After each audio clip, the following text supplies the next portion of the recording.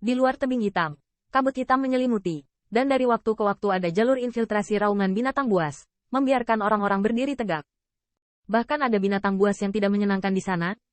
Setelah menyembunyikan tubuhnya, tatapan Qin Yichen jauh ke arah area yang ditutupi oleh kabut hitam, dan dia tidak bisa menahan diri untuk berbisik ketika dia mendengar raungan dari kejauhan.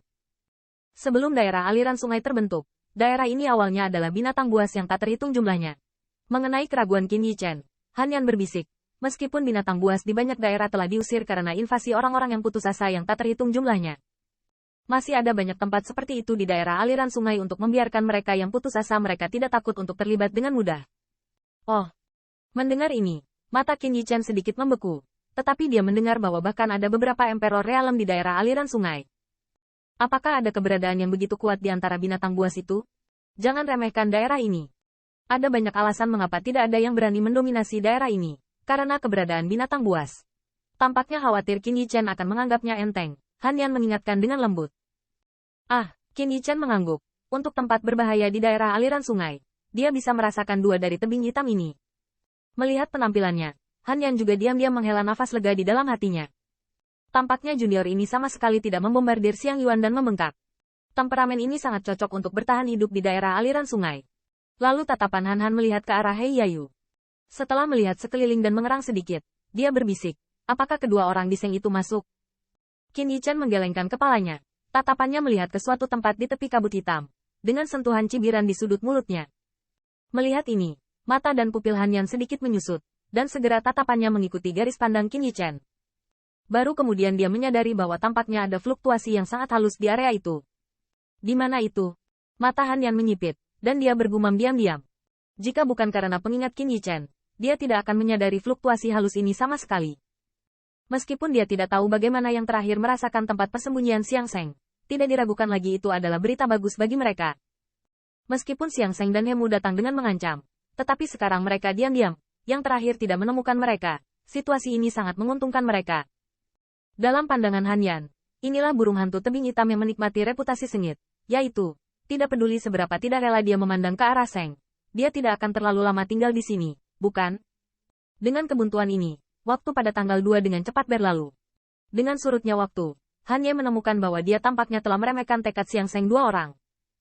Selama 2 hari, Xiang Sheng dan Hemu tidak menunjukkan nafas sedikit pun. Jika bukan pengingat Qin Yichen, Han Ye benar-benar berpikir bahwa dua orang telah menyerah. Dan pada hari ini, surga dan bumi ini tiba-tiba menjadi sangat sunyi, dan bahkan raungan binatang buas dari waktu ke waktu dalam kabut hitam menghilang sama sekali hari ini. Sebaliknya, itu adalah cara untuk membuat keheningan beku di dalam hati. Han Yu, seberapa sering roh jahat Heya meletus? Dalam keheningan ini, Qin Yichen sangat menyadari beberapa kondisi aneh, dan alisnya sedikit mengernyit, seolah memikirkan sesuatu, tiba-tiba bertanya. Pecahnya gas jahat Heya Cliff umumnya sekitar 1 tahun, dan paling lambat tidak boleh lebih dari 2 tahun. Di hadapan pertanyaannya, Han Sun menjawab secara langsung, dan segera, kulitnya tiba-tiba membeku. Sudah berapa lama sejak wabah terakhir?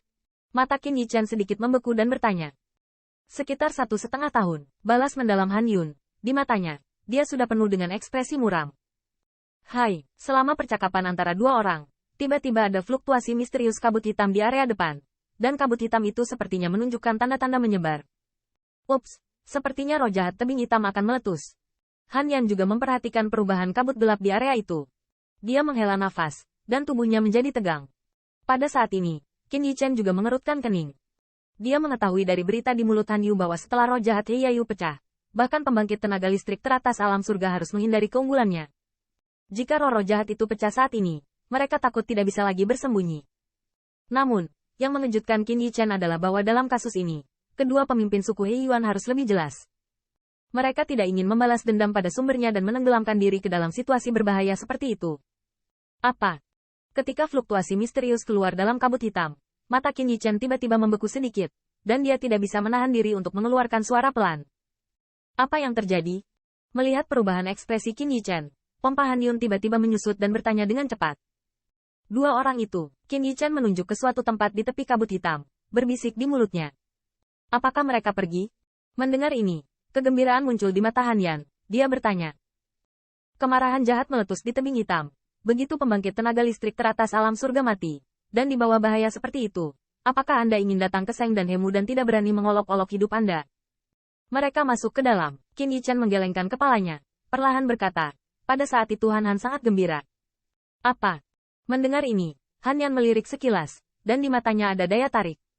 Kedua orang ini gila? Roh jahat He Yayu pecah. Mereka tidak bersembunyi kembali di suku He Yuan, tapi berani memasuki He Yayu. Setelah keheranan singkat, Han Yun berbisik luar biasa.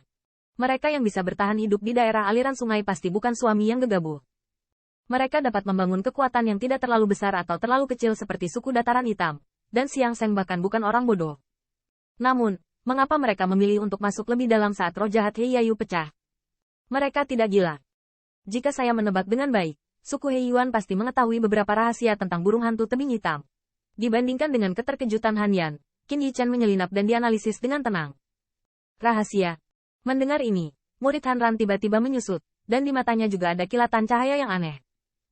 Ayo pergi, mari kita ikuti. Tapi sebelum Han Yan sadar kembali, Qin Yichen tiba-tiba terkekeh, segera bergerak ke bentuk semula, dan diam-diam terhanyut menuju area gelap yang tertutup kabut. Hati-hati. Melihat tindakan Qin Yichen, Han Zeng berbisik dengan cepat, tetapi sosok yang terakhir tidak berhenti karena ini.